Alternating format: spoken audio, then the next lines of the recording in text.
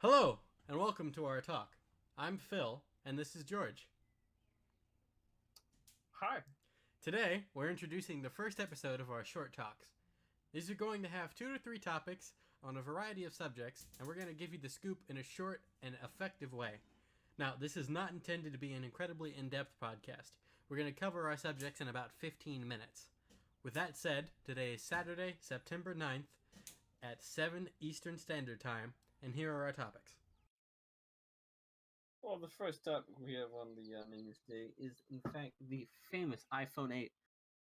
And then the second one would be the Russian Facebook ad relations during the election. Alright, and we're just going to go ahead and jump right in, starting with the iPhone 8, because that's what most people are interested in. So, Absolutely. So, could you give us a quick rundown on what the iPhone 8 is actually? sure. So, the iPhone 8, it's cool, don't get me wrong. It's going to have the 5.8-inch screen, but it's going to be OLED, not LCD, which is going to look fantastic. The big selling point is that it's not going to have a bezel at all. No, I'm not familiar with the term bezel. All right. You... To explain bezel, basically, if you look at your phone, you have the borders, top and bottom, and for most people on the sides, and those are the bezels. They protect your screen from the rest of the phone and from accidental drops, so on and so forth. And what Apple is trying to do is they're trying to kill the bezel. So the only features that are going to be visible. Go ahead. But isn't the bezel beneficial? Not necessarily. Screen technology has improved immensely. Like we've got Corning Gorilla Glass 4 now, I think. And so we're not really as worried about it as we were. So it's perfectly right if the entire thing is made of glass. As long as we have the protection on it. I mean, you should probably still get a case, to be honest. Makes sense. The other thing is that it's not going to have a home button, like a physical press home button. Yeah, the physical button, of course. It's going to be beneath the screen. It's going to be a digital home button, as it were. It's also going to have, potentially, anyway, of course, none of this is confirmed until Apple tells us in about a week or so, but it's also potentially going to have wireless charging, which is not that important for anyone that isn't an iPhone user, but iPhones haven't had wireless charging yet. So it's pretty significant. Yeah, it's pretty significant. I mean, I have a Samsung S7 which has wireless charging, and I like it. It's nice, but wireless charging is a bit of a gimmick. It's just you're not tethered to a plug, but you're tethered to something that is plugged in. So it's not a huge difference. That you charge still same either way. Yeah. So I wouldn't say it's very innovative. It's really not. The whole bezel thing that's innovative in its own right, but it's not super significant.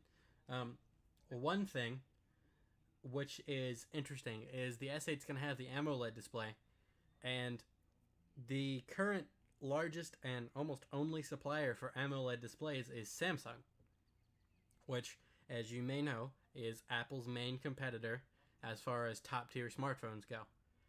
And so there is some speculation that that is why the iPhone 8, which is going to cost about $1,000, is so expensive, is because Samsung has jacked up the price on those screens to force Apple to consider something else.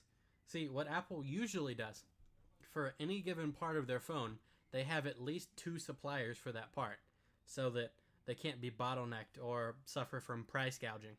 But they didn't have that option here because Samsung's the only ones that have really pushed the AMOLED display so far.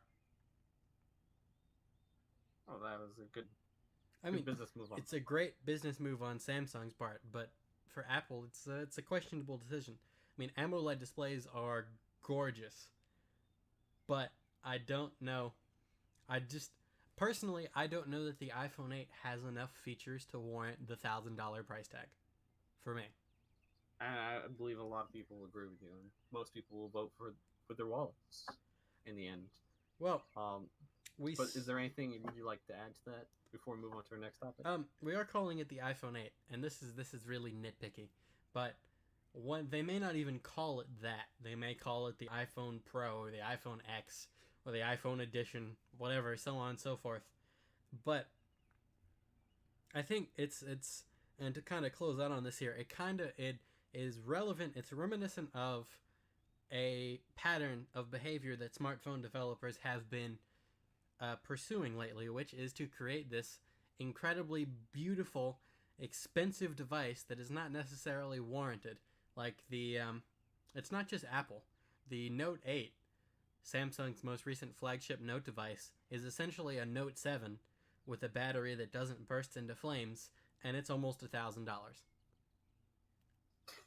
And it's not. I mean, it certainly is an improvement. It is an improvement, but it's awesome. Not a several $100 improvement.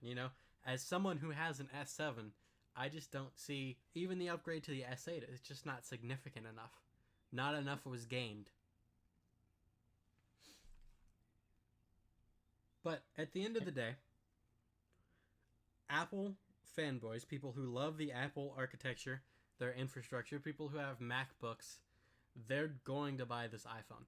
They're probably going to buy the new Apple Watch, which is coming out too. That's just, we can't really prevent that. They'd like those products, and they're going to buy those products. So, but there are enough of us, people like you and me, who think that it's kind of really ridiculous. And other competitors have cheaper phones that are just as good for what you need and what you use your phone for. Of course, you have more money than you know what to do with it. If you have more money than you know what to do with, you're going to buy this phone. You're probably going to buy a couple versions of this phone in different colors. It's the kind of price that has people seeing red. And speaking of seeing red, this has dropped over the last couple days. Turns out, during the election, Facebook sold $100,000 worth of ad space to Russians. Which they claim to do unknowingly, of course. Well, of course they claim to do it unknowingly. But the fact that ex post facto, they come out and say, oh, we sold X amount of ads to Russians, and we find that suspicious. You knew who you were selling it to. And what we're talking about, here's the scope of this. 100,000 in ads does not seem like that much, and in all honesty, it's not. When the average Senate campaign in this country costs $6 million. But it is significant still. I mean, they found 470-ish likely fraudulent pages and profiles, which were spreading propaganda, and about 3,000 ads. Which, that is significant. It was... do you remember the story of that Macedonian teenager?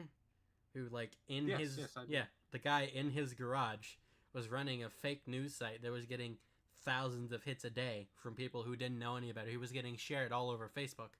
Like, and what's most interesting about this whole thing is that Zuckerberg, Facebook CEO, is currently angling to run for president in 3 years. I mean, that's a little bit frightening. It is a little bit frightening. I mean, business is business, and American businesses have always played both sides of the field, or in this case, all three sides of the field, if you really think about it. But you don't see Google CEO running for president. You don't see Amazon CEO running for president. But Mark Zuckerberg is about to have to try and attempt to distance himself from this, and it's just not going to work.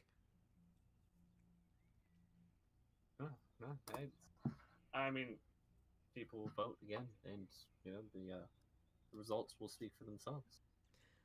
Yeah, as they always have. Which isn't always what we expected, to be fair. Yeah, well, it's hard to judge something. It really is, especially something that long. Yeah, the problem with this whole thing is whether or not you believe that Russia interfered with the election to elect our current president. The fact is that if there is any evidence of manipulation of any kind, then it's a crime. It's illegal. That's how that works. Foreign interference in our elections is illegal, and we should pursue justice for it, regardless of what outcome it had. If a foreign government interfered to get Hillary Clinton elected, Even though it didn't work, they still interfered, and so we have to pursue that avenue.